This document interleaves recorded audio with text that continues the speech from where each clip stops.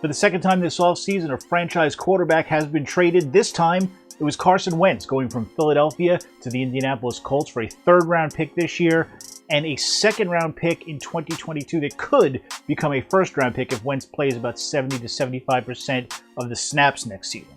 Now, first of all, this does not open the floodgates for quarterbacks to be dealt all around the league. The Houston Texans are still telling people that they have no intention of trading Deshaun Watson, and the Jets, from what I'm told, are not close to a decision yet on whether to trade Sam Darnold. They're still looking at the quarterbacks in this draft, trying to weigh them against Darnold and make a decision. They may be weeks away, maybe even a couple of months away from making that call.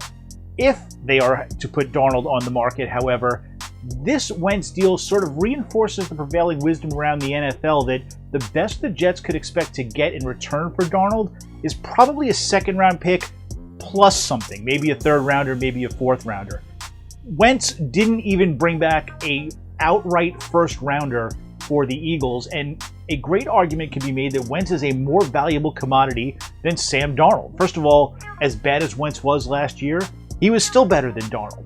The 3 previous years, what Wentz did far exceeded anything that Darnold has done in his short career.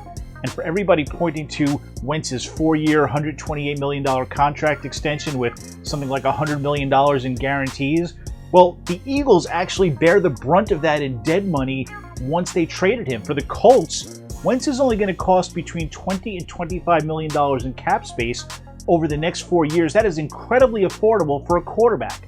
Darnold, meanwhile, only costs about $9 million in 2021, but after that, he's got his 5th-year option, which presumably his new team would pick up.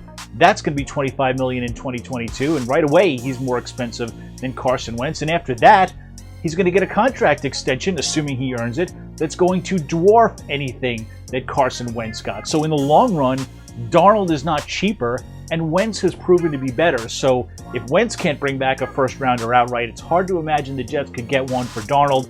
They could be looking at a second-round pick, plus, again, a little bit of something else, a fourth-rounder or a third-rounder. That's something they have to factor in when they begin to make their decision on whether they want Darnold to come back or whether they want to use him as trade bait. But the Wentz deal doesn't change anything for them. It just reinforces the notion that Darnold's value isn't great.